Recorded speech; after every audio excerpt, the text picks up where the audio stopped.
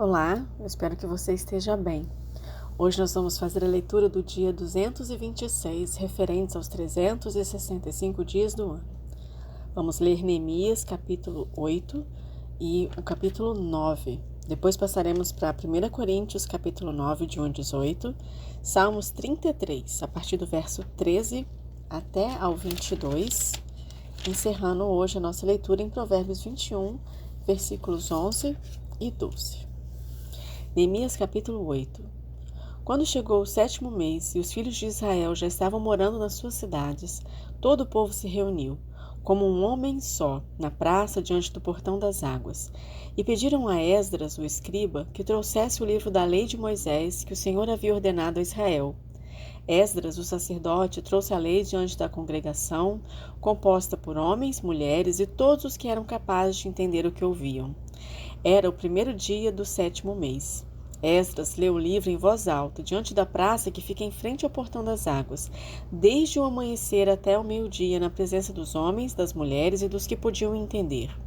E todo o povo tinha ouvidos atentos ao livro da lei. Esdras, o escriba, estava num púlpito de madeira que fizeram para aquele fim. Estavam em pé ao lado dele, à sua direita, Matitias, Sema, Anaías, Urias, Ilquias, Maacéias. E à sua esquerda estavam Pedaías, Misael, Malquias, Assum, Rasbadana, Zacarias e Mesulão. Esdras abriu o livro à vista de todo o povo, porque se encontrava num lugar mais elevado que todo o povo. Quando abriu o livro, todo o povo se pôs em pé. Esdras louvou o Senhor, o grande Deus, e todo o povo, levantando as mãos, respondeu: Amém, Amém. Inclinaram-se e adoraram o Senhor com o rosto em terra. E Jesua, Bani, Serebias, Jamim, Acube, Sabetai, Odias, Maacéias, Quelita, Azarias, Josabade, Anã, Pelaías e os levitas ensinavam a lei ao povo. E o povo permanecia no seu lugar. Eles iam lendo o livro da lei de Deus claramente, dando explicações de maneira que o povo entendesse o que se lia. Neemias, que era o governador, e Esdras, sacerdote e escriba, e os levitas que ensinavam o povo, disseram a todos: Este dia é consagrado ao Senhor, nosso Deus, e por isso vocês não devem prantear nem chorar. Porque todo o povo chorava ouvindo as palavras da lei. Então lhes disse: Agora vão, comam e bebam o que tiverem de melhor, e mandem porções aos que não têm nada preparado para si, porque este dia é consagrado ao nosso Senhor. Portanto, não fiquem tristes, porque a alegria do Senhor é a força de vocês. Os levitas tranquilizaram todo o povo, dizendo: Acalmem-se, porque esse dia é santo, não fiquem tristes. Então todo o povo se foi para comer, beber, mandar porções aos que nada tinham e fazer uma grande festa, porque tinham entendido as palavras que lhes foram explicadas. No dia seguinte, os chefes das famílias de todo o povo, os sacerdotes e os levitas se reuniram com Esdras, o sacerdote, para estudarem as palavras da lei.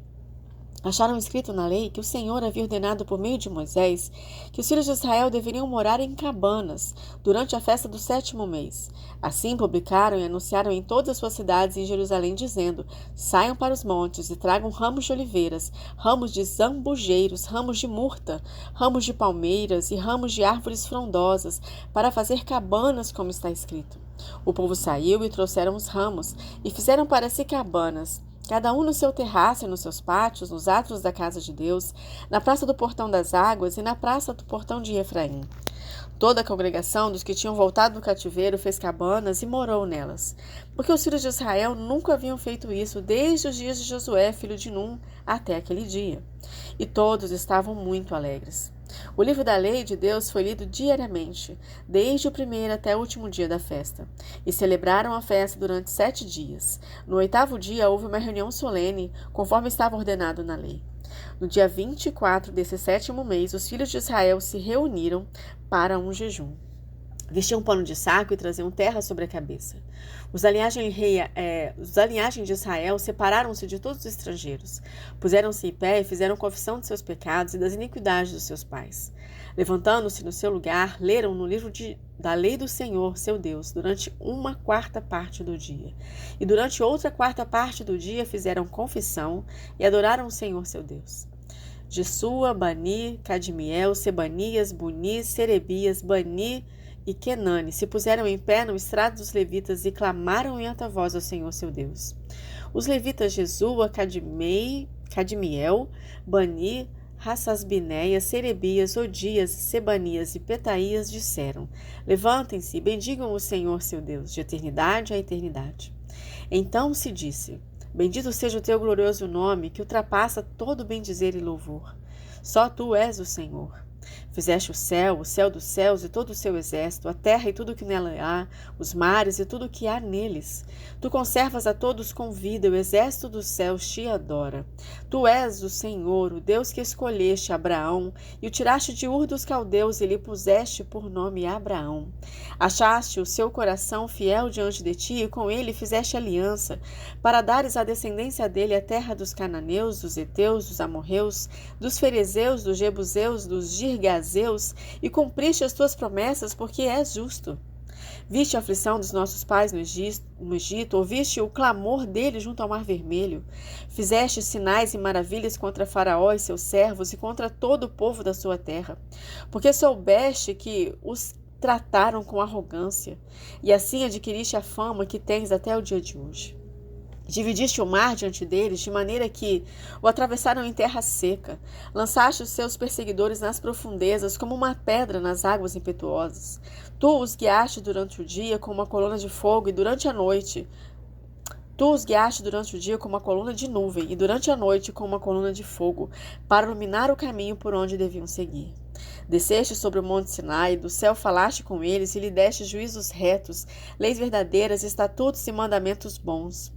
Tu lhes deste a conhecer o teu santo sábado, e lhes deste mandamentos, estatutos e lei, por meio do teu servo Moisés. Quando estavam com fome, lhes deste pão dos céus, e quando estavam com sede, fizeste brotar água da rocha, e lhes fizeste que entrassem para tomar posse da terra que, por juramento, prometeste dar a eles. Porém eles, nossos pais, se tornaram arrogantes e teimosos, e não deram ouvidos aos teus mandamentos, recusaram ouvir-te, não se lembraram das tuas maravilhas que fizeste no meio deles. Foram teimosos e, na sua rebelião, escolheram um chefe, com o propósito de se voltarem para a sua servidão no Egito. Porém tu, ó Deus, perdoador, bondoso e compassivo, tardio em irar-te, grande em bondade, tu não os abandonaste, nem mesmo quando fizeram para si um bezerro de metal fundido e disseram: Este é o seu Deus, que o tirou do Egito, e cometeram grandes blasfêmias. Mas tu, pela multidão das tuas misericórdias, não os abandonaste no deserto. A coluna de nuvem nunca se afastou deles durante o dia, para os guiar pelo caminho, nem a coluna de fogo durante a noite, para iluminar o caminho por onde deviam seguir. E lhes concedeste o teu bom espírito para os ensinar. Não lhes negaste o teu maná para poderem comer, e lhes deste água quando tiveram sede. Durante 40 anos, tu os sustentaste no deserto, e nada lhes faltou. As roupas que eles usavam não envelheceram, e os seus pés não ficaram inchados. 1 Coríntios 9, de 1 a 18. Será que eu não sou um homem livre? Não sou apóstolo? Não vi Jesus, nosso Senhor? Por acaso vocês não são fruto do meu trabalho no Senhor? Se não sou apóstolo para os outros, certamente o sou para vocês, porque vocês são o selo do meu apostolado no Senhor. A minha defesa diante dos que me questionam é esta: será que nós não temos o direito de comer e beber? Será que não temos o direito de levar conosco uma esposa crente, como fazem os demais apóstolos, os irmãos do Senhor e Cefas? Ou será que somente eu e Barnabé temos que trabalhar para viver? Quem é que vai à guerra às suas próprias custas? Quem planta uma vinha e não come do seu fruto? Ou quem apacenta um rebanho e não se alimenta do leite do rebanho? Será que eu digo isso apenas como um homem? Não é verdade que a lei também o diz? Porque na lei de Moisés está escrito: não amarre a boca do boi quando ele pisa o trigo. Por acaso Deus está preocupado com os bois? Será que não é certamente por nossa causa que ele está dizendo isso? É claro que é por nossa causa que isso está escrito, pois quem lavra deve fazê-lo com esperança, e o que colhe deve fazê-lo na esperança de receber a parte que lhe é devida. Se nós semeamos entre vocês as coisas espirituais, será muito recolhermos de vocês bens materiais? Se outros participam desse direito sobre vocês, não o temos nós em maior medida? Entretanto, não fizemos uso desse direito.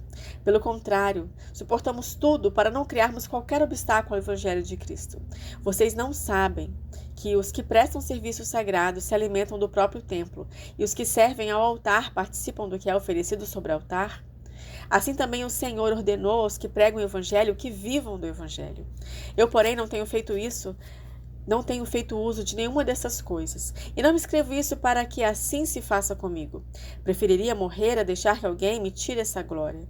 Se anuncio o Evangelho, não tenho que me gloriar, pois sobre mim pesa essa obrigação, porque ai de mim se não pregar o Evangelho. Se o faço de livre vontade, tenho recompensa, mas se o faço por obrigação, é porque uma responsabilidade me foi confiada. Nesse caso, qual é a minha recompensa? É que, anunciando o Evangelho, eu o apresente de graça, para não me valer do direito que ele me dá. Salmos, capítulo 33, dos versos 13 ao 22. O Senhor olha dos céus e vê todos os filhos dos homens. Do lugar da sua morada observa todos os moradores da terra. Ele que forma o coração de todos eles, que contempla todas as suas obras. Não há rei que se salve com o poder dos seus exércitos, nem por muita força se livra o valente. O cavalo não garante a vitória, apesar da sua grande força. A ninguém pode livrar. Eis que os olhos do Senhor estão sobre os que o temem, sobre os que esperam na sua misericórdia, para livrar a alma deles da morte.